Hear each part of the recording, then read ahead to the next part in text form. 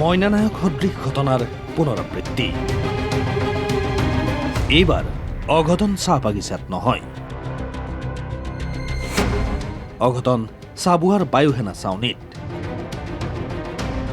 মেচিনত সোমাই মৃত্যু এজনৰ। চাবুৱাৰ বায়ুসেনা ছাউনীৰ কেউদিশে চলি আছে নিৰ্মাণ কাৰ্য। নিৰ্মাণ কাৰ্য চলি থকাৰ মাজতে হঠাৎ লাগিল হোৱা দোৱা। ঘটি গ'ল এটা অঘটন। কৰ্মৰত অৱস্থাতে মৃত্যু হ'ল এজন শ্ৰমিকৰ। কিন্তু কেনেকৈ মৃত্যু হ'ল জানিলে আপোনাৰ গাৰ নোম শিয়ৰি উঠিব। চিমেণ্ট শিল বালি মিহলি কৰা এটা মেচিন।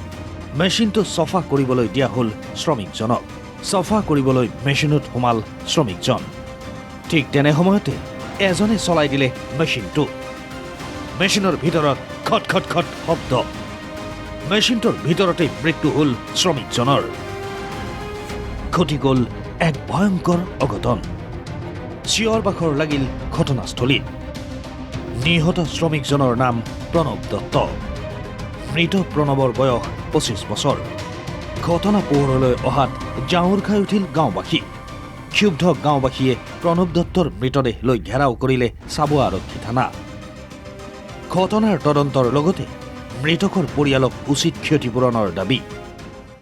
ডেইলি যিদৰে যায় তেনেকৈ গৈছিল আৰু ঠিক শুনামতে যিটো মিক্সাৰ মেচিন এইটো ৱাছ কৰিবলৈ দিছিলে আৰু এই ৱাছ কৰোঁতে কোনোবা অপাৰেটৰে নে কোনে নাজানো সেইজনে ছুইচটো অন কৰি দিয়াৰ ফলত তেওঁ সেই ভিতৰতে আবদ্ধ হৈ ৰয় আৰু ফলত শুনামতে প্ৰায় 6 মান বজাতহে খবৰটো পাই যায় প্ৰণৱ দত্ত সেই মিক্সাৰৰ মাজত সোমাই থাকিল। কোম্পানীয়ে স্পষ্টীকৰণ দিছে যে তাৰ যিজন আমাৰ বিল্ডাৰ এছ'চিয়েশ্যন আছে তেওঁলোকৰ ফালৰ পৰা কৈছে যিখিনি ক্ষতিপূৰণ পাবলগীয়া সেইখিনি দিয়া হ'ব বুলি আমাৰ এছ'চিয়েশ্যনৰ ফালৰ পৰা কৈছে। তেনে ক্ষেত্ৰত এতিয়া যিজনে ধৰক ছুইচটো অন কৰিছে বা সেই কোম্পানীটোৰ ওপৰত ন্যায় ব্যৱস্থাই উচিত ন্যায় ল'ব লাগে। কেলৈ তেওঁলোকৰ গৃহত কেৱল মাক আৰু দেউতাকে, ইয়াৰ পাছৰ পৰ্যায়ত মাক দেউতাকে গোটেই জীৱনটো অতিবাহিত কৰিব লাগিব। প্ৰণৱ আছিল ঘৰখনৰ একমাত্ৰ উপাৰ্জনকাৰী। ঘৰত ৰোগীয়া পিতৃ মাতৃ। এতিয়া প্ৰণৱৰ মৃত্যুৰ খবৰত সৰগ ভাগি পৰিছে পিতৃ মাতৃৰ মূৰত। বিগত বৰ্ষত ৰাজ্যৰ কেইবাখনো চাহ বাগিচাত মইনা নায়ককে ধৰি কেইবাজনো এনেদৰে মেচিনত সোমোৱাত অঘটন ঘটিছে।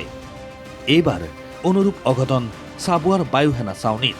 প্ৰশ্ন হ'ল, বিভাগীয় কৰ্তৃপক্ষ সচেতন হ'বনে? সুৰক্ষিত হ'বনে বিভিন্ন ক্ষেত্ৰত নিয়োজিত শ্ৰমিকসকল? চাবুৱাৰ পৰা সৌমাৰজ্যোতি গগৈৰ ৰিপৰ্ট, দ্য নিউজ প্লাছ।